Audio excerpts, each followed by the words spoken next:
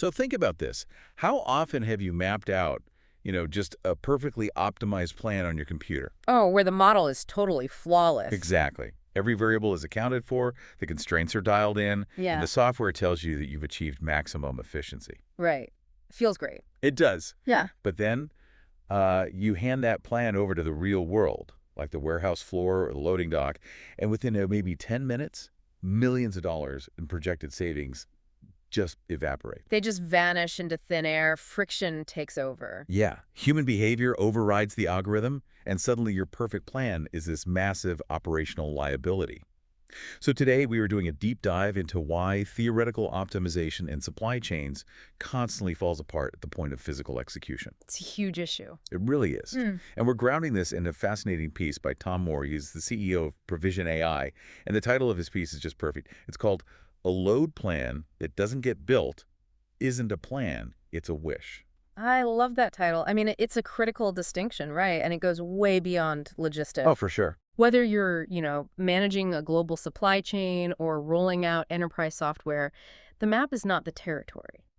But looking specifically at freight, the gap between what a transportation management system, a TMS, dictates on a screen and what actually happens on the concrete floor of a warehouse, well, it's one of the most expensive blind spots in the industry. We're talking real money here, right? Oh, billions. Yep. Billions of dollars leaking out of networks through fines, damaged goods, wasted capacity, all because organizations confuse drawing a good picture with actual execution. Which is such a great way to put it. Because you, as a listener, even if you don't work anywhere near a warehouse, understanding this disconnect between software optimization and human execution, it was basically a masterclass in project management. Exactly. It applies to almost anything. So the disconnect really seems to start with how people conceptually model the problem in the first place. Loading a truck. Right. The default mental model is always trailer Tetris. Yes. Trailer Tetris. You have this 53-foot rectangular box. You have varying shapes of pallets. And you think the goal is just to write an algorithm that rotates and drops those shapes into the box. Just to hit that magical 100% cube utilization. Exactly. It's framed entirely as a spatial geometry problem. And that spatial framework is exactly where the illusion of optimization begins. Because trailer Tetris is a really seductive analogy. Because it's clean. Yeah, it's clean. It treats freight as uniform, indestructible polygons. But Moore's piece, he systematically tears that analogy apart because it completely ignores the physics and the operational reality of moving actual physical goods. Right, like in a video game, the blocks don't crush each other. Exactly. They don't crush each other. They don't have expiration dates. They don't have temperature requirements. Right. And they definitely don't experience lateral G-forces when a truck driver slams on the brakes on the interstate. Which is terrifying to think about, honestly. And we're also talking about destination constraints, which pure spatial optimization just completely ignores. Yeah. Oh, totally. Like, you might have an algorithm that perfectly wedges a pallet into the very top corner of a trailer, getting maximum density. But when that truck arrives at the retail distribution center, the receiving dock might have a low ceiling. Or the guy unloading it literally doesn't have the forklift to safely reach a pallet built that high. Right. So the spatial model says, look, it fits. But the operational model says it's physically impossible to unload. Which means your pure mathematical optimization just caused a massive delay. It's a safety hazard and honestly probably a rejected load. Yeah. And the rules governing freight, they go even deeper than that. You have strict compatibility constraints. Like hazardous materials. Right. Hazardous materials or, say, food products. They legally and safely cannot ride side by side. Then you have crush classes. Fragile products obviously can't be the base layer for dense, heavy liquids. That sounds like common sense, but the computer might not know that. Exactly. And then you have the sequencing problem. You can have a densely packed trailer, but it's useless if the most urgent, time-sensitive freight is crammed all the way in the nose of the trailer. Oh, so they have to unload 40 other pallets just to get to the one they actually need right now. Exactly. It's a nightmare for the receiving dock. I'm going to apply the classic family road trip analogy here just to make it super relatable. Okay, let's hear it. Because it's really an operational sequencing failure, not just a spatial quirk. It's like the algorithm calculates the optimal density for your car's trunk, right? And it decides to put the road snacks in the deepest, most inaccessible crevice under the heaviest suitcases. Mathematically a perfect fit. Right. Mathematically, the volume utilization is 100%. But operationally, It is a catastrophic failure because it completely ignored the journey. You need access to the snacks while you were driving. That is a perfect analogy. You need the snacks in the front seat. And beyond the freight rules and those journey rules, you have the legal and physical constraints of the actual truck. Right, the truck itself. A trailer is a highly regulated piece of engineering. You can't just maximize volume. You have to solve for gross vehicle weight and, more critically, the axle weight distribution. Meaning where the heavy stuff actually sits over the wheels. Exactly. If you load too much dense freight over the drive axles or the tandem axles, it literally does not matter if the trailer is only half full by volume. It's illegal. Yes. Yeah.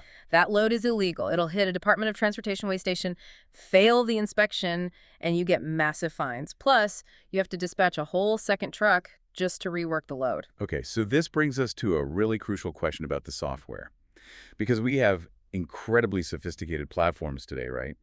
The algorithms that calculate axle weight and sequencing and crush classes, none of that is new technology. No, it's been around for a while. So the software actually knows how to calculate all those dynamic physical constraints. If the computer knows the rules, why does the final execution still fail so spectacularly? Well, it comes down to the siloed nature of the technology and the environment where the handoff actually occurs. The handoff from the computer to the warehouse. Right. For decades, the industry has basically just accepted a bad compromise. The TMS, the transportation system, it does all that complex math you mentioned. It generates a compliant, optimized plan and spits out this beautiful 3D schematic of the trailer. And the planner looks at it and says, great, job done. Exactly. The transportation planner signs off. But then that static, perfect schematic gets handed over to the warehouse floor. And the warehouse floor is governed by a completely different system, right? The warehouse management system, or WMS. And that system is optimizing for totally different variables. Entirely different. The WMS does not care about axle weights. It cares about pick pads, labor efficiency, and staging space. That feels like a massive fault line. It is the fault line. That perfect plan hits the chaotic reality of the dock. You have a warehouse picker who has a quota to meet. The WMS is routing them based on where the product is binned in the racks. Meanwhile, the truck driver is out there tapping his watch. Right, his hours of service clock is ticking. So the picker gets to the designated slot, and the product they need for that perfect transportation plan isn't there. Or maybe it's damaged. So they have to make a substitution right then and there. Instantaneously. They don't have time to stop. It feels incredibly unfair to the worker. We're basically asking a warehouse picker to look at a static 3D picture and mentally reverse engineer a 40-step mathematical process while they're literally on the clock. Without any of the tools to do it, they don't have time to rerun an axle weight algorithm in their head just because a pallet went missing. So they just improvise. They improvise to survive the shift. And when humans are forced to improvise under pressure, they adapt to their localized environment. Meaning whatever makes their immediate job easier. Right. Say a worker needs a specific base pallet that the TMS asked for, but it's staged a half-mile away on the opposite side of this massive facility. They might just grab whatever heavy pallet is closest to them just to save the walk time. Which creates a localized efficiency for the picker, but it results in a massive macro inefficiency for the whole network. Yes. The incentive structures are totally misaligned. So a win for the picker's quota becomes a DOT violation out on the highway. Exactly. They swap the order of 2 pallets to save 5 minutes of driving a forklift. Suddenly, that perfectly legal, algorithmically generated load hits a weigh station and fails because the weight distribution shifted. Wow. Or a loader builds a pallet out of sequence because a certain product got to the dock door first. The fragile product ends up on the bottom, gets crushed by a heavier pallet loaded on top of it. And the company eats thousands of dollars in damages. Yep. Every single time. Moore's piece really hammers this home. There's a quote that I think frames this whole problem perfectly. He writes, "A beautiful load design the warehouse cannot build is not optimization. It is theater." Peter, that word is vital. The transportation team is basically taking a bow because their software generated a high-utilization, low-cost load plan. But the actual play on the stage is a complete disaster. Exactly. And the costs of this theater, they don't show up in the transportation planning software. They show up weeks later. Buried in other budgets. Right, scattered across different departments as freight claims, compliance fines, customer service penalties. So I want to push back on the technology landscape a bit here, because I understand the warehouse is chaotic, but shouldn't a modern WMS already account for staging limitations and pick paths? You would think so. Right. Why do we need a separate execution layer like AutoO2, which Moore introduces in the text, just to tell a worker how to build a pallet? Doesn't the WMS already tell them where to go? It tells them where the inventory is, and the TMS tells the company how it should sit on the truck. But traditionally, neither system has the computational mandate to actively negotiate between those two environments in real time. So they don't talk to each other. Right. So AutoO2 operates as this critical middleware, and it's based on one fundamental principle. What gets planned should be what gets built. That makes a lot of sense. It goes beyond just calculating the geometry of the trailer. It calculates the physics of the freight against the operational reality of that specific warehouse building. So explain the mechanism behind that negotiation. How does it actually bridge the data gap between, say, a truck's axle constraints and a worker's walk path? It uses constraint-based algorithms to synchronize the data. Before it finalizes any load plan, it queries the WMS. It looks at the physical map of the facility. Like a real-time snapshot. Yes. Yeah. It asks, where is the product actually staged right now? What labor is currently clocked in? How much square footage is available on the specific dock door assigned to this truck? Oh, wow. It factors in the actual dock space. Exactly. It calculates the friction. It mathematically weighs the cost of forcing a worker to travel all the way across the warehouse for a specific pallet against the transportation value of having that pallet on the truck. So wait, it might intentionally build a load that is technically less dense or mathematically suboptimal from a pure transportation standpoint, just because it realizes the labor cost and the staging constraints make the perfect load physically impossible to build anyway. Precisely. It optimizes for reality, not theory. It finds the global optimum rather than the local optimum. And then, this is the crucial part, it changes the output. Meaning the worker actually sees. Right. It does not hand the warehouse worker a 3D picture and ask them to reverse engineer it. It generates highly specific sequential execution guidance. Okay, so traditional software is like giving someone a picture of a completed Lego Death Star and saying, build this. I love that analogy. Yes, exactly. But AutoO2 is giving them the actual page-by-page instruction booklet. It translates all that complex structural engineering into sequential commands. Go to aisle 4, pick this specific box, place it here, and do not proceed to step 2 until step 1 is verified. That is huge. And that sequential pick list, it fundamentally changes the dynamics on the dock. The WMS is fed a synchronized sequence. The picker isn't guessing which base layer to grab. And the loader isn't forced to mentally calculate weight distribution on the fly. Right. The instructions inherently protect the axle weights, they respect the crush classes, and they sequence the unloading for the destination, all while navigating the picker through the most efficient path in the building. That is wild. But anyone in the industry knows that just executing regular orders is hard enough. The text, though, specifically highlights the challenge of replenishment. Oh, replenishment is a whole different beast. Right. How does AutoO2 handle the mathematical nightmare of replenishment logic? Because that totally changes the variables. You aren't just fulfilling a static order anymore. You are actively deciding which inventory deserves to move across the network. It introduces an entirely new dimension of computational difficulty. You aren't just fitting predefined freight into a box. You are actively prioritizing thousands of SKUs to determine what deserves that limited trailer capacity. Right. You have to synchronize WMS staging data and TMS spatial constraints with enterprise resource planning data about, inventory velocity and stockout risks. Because if your system only optimizes for spatial density, it's just going to fill the trailer with whatever bulky items make the cube utilization look good on a screen. Even if the destination doesn't actually need them. Exactly. That is exactly the risk.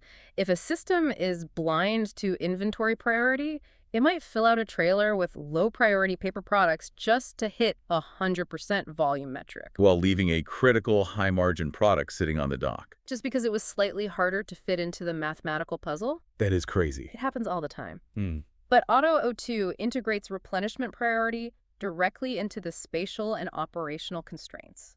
It ensures that the algorithm solving for the axle weight is simultaneously solving for the business value of the freight. So the objective function shifts from fill the truck to fill the truck with the most critical freight in a sequence the warehouse can actually build. Exactly. That is the holy grail. It reframes load planning entirely. It proves that smart load planning doesn't start at the loading dock. It starts the second demand is created. So when an organization actually successfully implements this execution layer, what do the macro results look like? What is the tangible payoff of eliminating the theater. Well, the source notes that organizations using this synchronized approach consistently see a 5 to 10% improvement in payload efficiency. Now, a 5 to 10% increase might sound kind of incremental to an outsider, but when you scale that across a network, moving tens of thousands of loads a year, Oh, the economic and environmental impact is staggering. It equates to thousands of fewer trucks required to move the same amount of growth inventory. which cascades into massive reductions in line haul costs. It reduces the strain on a market that's constantly facing driver shortages. And obviously, it directly eliminates millions of tons of carbon emissions by just pulling unnecessary miles out of the network. And what happens to the error rates on the warehouse side?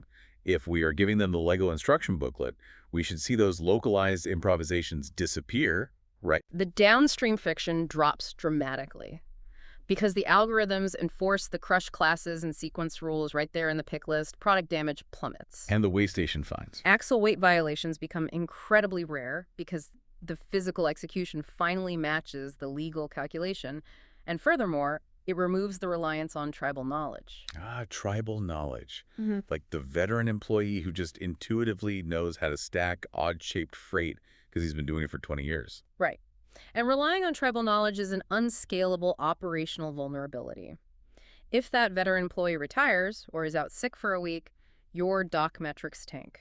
That makes total sense. By codifying the physics and the constraints into systematic execution guidance, literally any trained worker can build the optimal load.